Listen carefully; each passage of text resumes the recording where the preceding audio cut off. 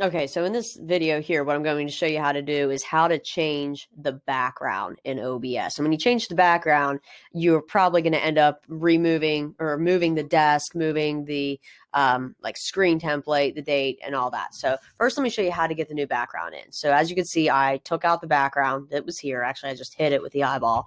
To add a new background, you're going to go down under sources for the news scene, go to plus sign, and then you're adding a video because our backgrounds are made as videos from WeVideo. So you will find that under media source. It doesn't say video, it just says media source. So click on that. I'm going to call this winter background and hit OK. Now, what we're going to do is where it says local file, we will browse to that file. And then on the side, I have special videos. Under special videos, I have a folder called news backgrounds. This is where I drop the news backgrounds in for you. Then I have them organized by month. We're going to jump into, let's say, January. And then over here are the different January backgrounds. Again, if you keep it on this view over here, it's really nice because you could see a little mini preview of what it's going to look like. And you can arrow key through those. That's what I'm using right now. It's just tapping the arrow key on my keyboard, kind of like in this one right here. Okay, so I'm going to open it. Now, when you open it, this is so important. You have to do this. Right here where it says loop, put a check mark on it.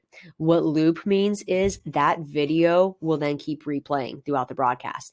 If we did not have loop on, here's what would happen. You put that nice background in, that background might be set for just like only 10 seconds. So after 10 seconds of the video, you have your background and then it just goes black. So you don't want that to happen. You want it to loop. So when you hit loop, go down and hit OK. There is your background.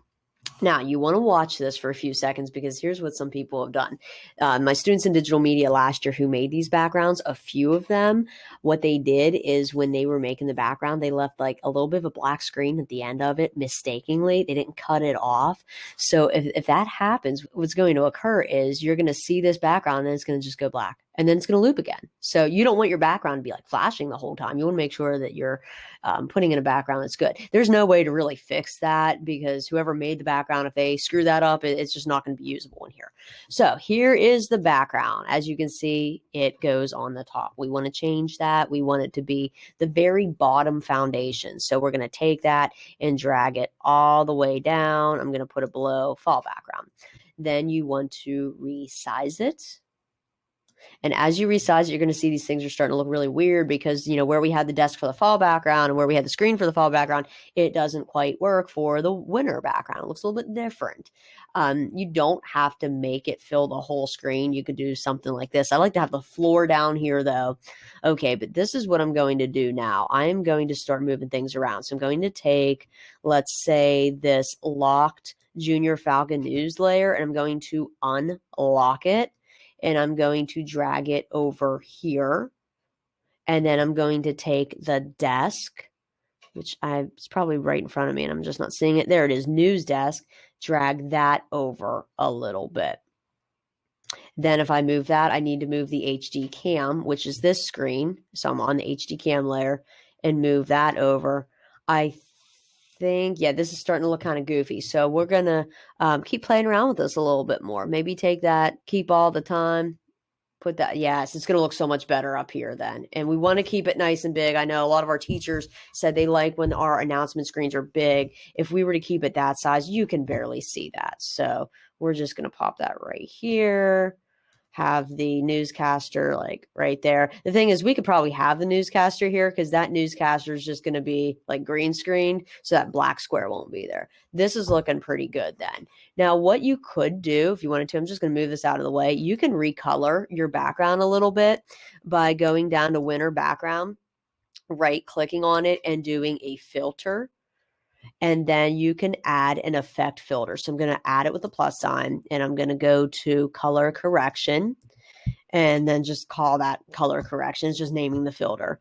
And then you can play around with this a little bit if you want to change around the gamma. The hue shift is like just changing the shade, the color. So that kind of colorizes it a little bit. The saturation is just how bright, how vibrant those colors are. You don't want to saturate too much because then it looks really fake and kind of nasty. But this is neat if you just want to like play around with that to kind of match like the season and all that. This really doesn't matter what it looks like because you're covering it up anyway. So I'm going to hit close. That just made my colors a little bit more vibrant. I'm going to put that back over here.